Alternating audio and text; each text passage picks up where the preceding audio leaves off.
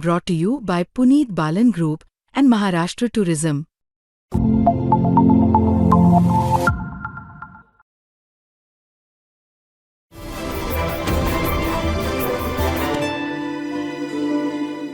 कुठल्या तरी सरकारमधला मंत्री त्याचा व्हिडिओ येतो, त्याच्यामध्ये त्या मंत्र्याच्या रूममध्ये नोटांनी भरलेली बॅग दिसते.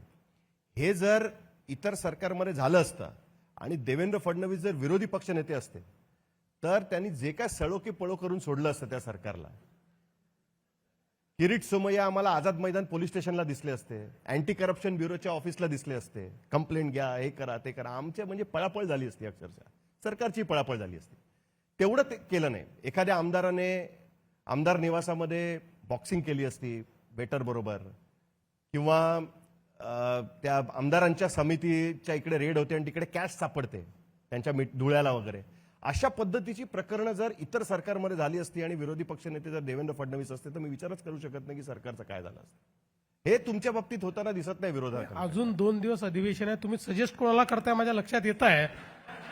तुम्हाला 2 दिवसात काय घडवायचं आहे हे माझ्या लक्षात येत आहे. मी फक्त सिनॅरिओ बिल्ड करतोय की काय झालं असतं जर असं असतं तर काय झालं. असं आहे की प्रत्येकाचा आपला एक डीएनए असतो. जसं मी नेहमी म्हणतो की मी विरोधी पक्षात जास्त काम केलेलं आहे.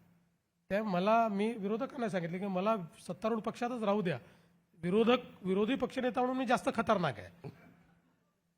पण हे जरी असलं तरी मी तुम्हाला सांगतो, कुठलंही प्रकरण आलं, विरोधक म्हणो का न म्हणो, आम्ही त्याच्यावर योग्य ती कारवाई करतोय. आपण धुळ्याचे उदाहरण सांगितलं, मी स्वतः त्याच्यामध्ये FIR दाखल करायला लावला.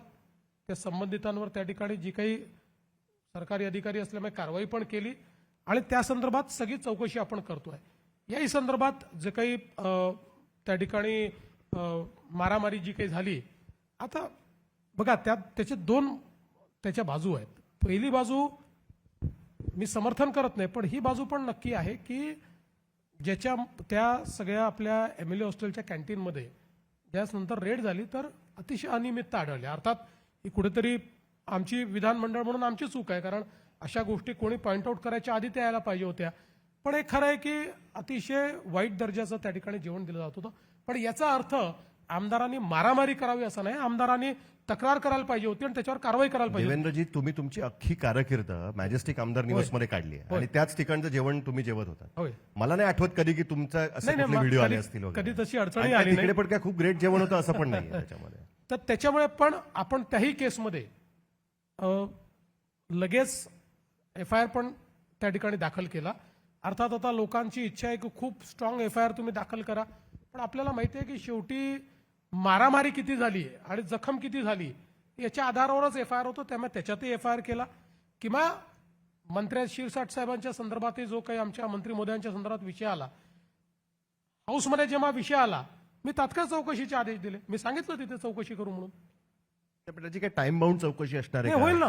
आणि हे ह्याच्यातनं शेवटी ठीक आहे, म्हणजे आता एकनाथ शिंदेच्या त्यांनी त्यांच्या आमदारांना सांगितलं की हे आम्ही चालू देणार नाही, पण मुख्यमंत्री म्हणून तुम्हाला असं वाटलं का की हे अशा पद्धतीचे मंत्री, त्याच्यावर काय केलं पाहिजे, आपण काय कारवाई केली मला पाहिजे? एकच गोष्ट वाटते, धनंजय मुंडेंना पण राजीनामा द्यायला लागला होता, शेवटी तुम्हाला इंटरव्ह्यू करायला लागलं होतं त्याच्यामध्ये. मला एकच गोष्ट वाटते आणि मी सभागृहात ते बोलून दाखवलं की अशा प्रकारे ज्यावेळेस कोणी वागतं तर त्याचा त्या व्यक्तीवर नाही किंवा नुसते सरकारवर नाही, एकूण राजकीय व्यवस्थेवर त्याचा परिणाम होतो. लोकांना राजकीय व्यवस्थेबद्दल, आमदार म्हणून या सिस्टीम बद्दल कुठेतरी असं वाटतं की पॉवर अब्यूज करतायत. यांना जी काही आपण अधिकार दिलेले आहेत त्या अधिकाराचा दुरुपयोग होतोय. आणि म्हणून मला असं वाटतं की संयम आणि आपल्या वागण्यामधला जो काही एक म्हणजे परसेप्शन, या 2 गोष्टींची चिंता ही राजकीय नेत्यांनी केलीच पाहिजे. मग मीडियामध्ये ज्या बातम्या होत्या त्या आपण कन्फर्म करूनच टाका की तुम्ही कानपिचक्या दिल्यात वगैरे अशा बातम्या होत्या.